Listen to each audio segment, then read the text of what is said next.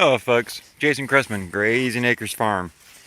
I know it's been a while since I did a video, and I want to try and get back in the routine of releasing at least bi-weekly videos.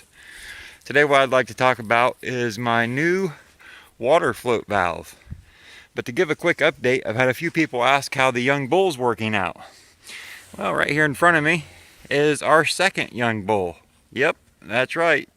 The one I released a video on back in the spring has been replaced. And the reason for that is I came up here one day and the bull had broke his tool. Yep, that's right. His penis was not retracting. I kind of paid attention to him for about 8 hours, just checking back and forth.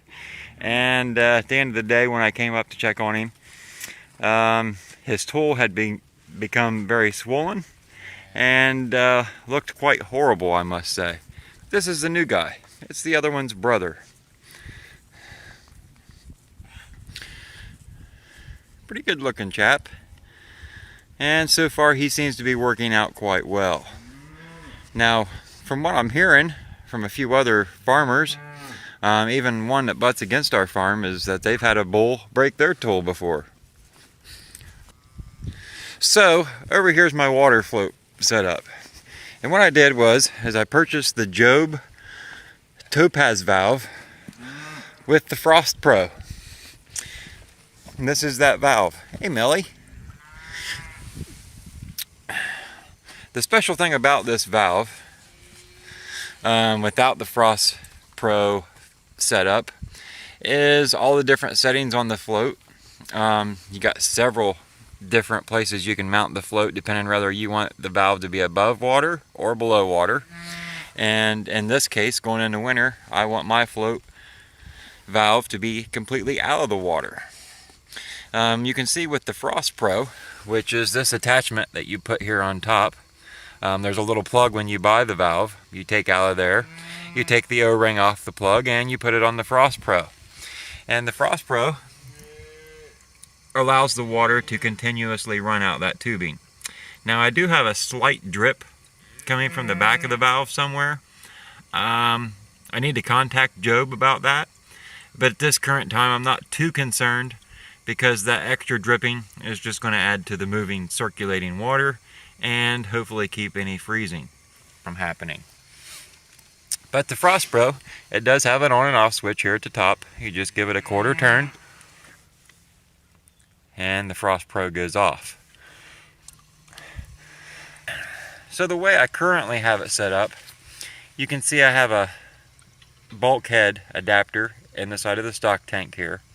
Not much lower than the valve, but it's above where the float shuts the water off. What this does is it allows the overflow to continue filling the tank, and once we get to that hole, the water drains out, and through water hose that I have hooked up in the back, it runs all the way around and over and in.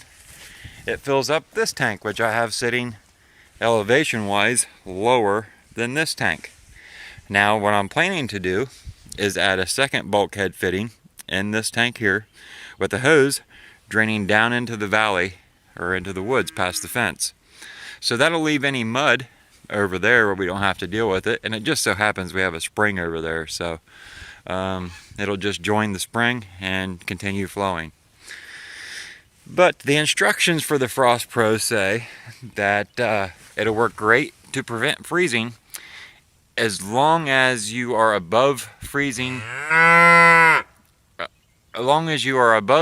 or 32 degrees for a small portion of each day.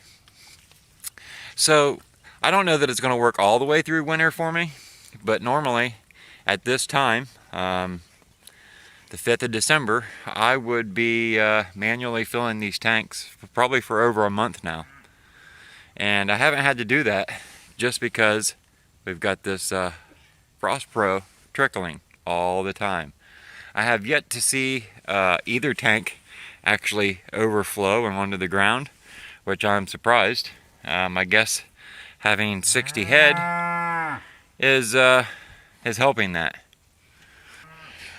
So that's my Frost Pro valve, folks. I'll keep you updated on it. If you have any questions, feel free to ask them down in the comments. Now over here, in the last couple days, we've had a tragedy. We had a calf break its leg, rear leg, and the feeder. It just so happens that our feeder has, it doesn't have the solid bottom going around it, or the solid panel. It has 3 metal bars that wrap around it. And when the calves go in the feeder, I commonly see them put them rear legs, right between them bars as they step in. And I'm imagining that's what this guy did.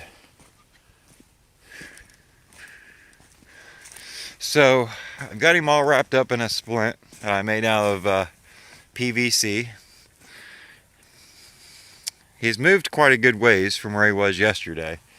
Yesterday he was way the heck over there. If you can see those trees in the distance where the cows have rubbed, they're a little bit lighter colored. That's where he was laying yesterday. And he's made it to here. So, doing pretty good. But I'm in the efforts of slowly feeding closer to the front of the farm so that I can get him and his mom up there. And I'm going to throw them in the corral while he heals up. Take him away from the herd. He don't need to be pushed around or anything like that. So, that's the game plan. This is actually his mama here getting the drink. So, that's the current update, folks. That's where things lie. We got a new bull. Experimenting with a new float. We got a lot of different things going on the farm, and I hope to explain some more of those in an upcoming video. Until then, I hope you enjoyed this video. Thanks for watching Grazing Acres Farm.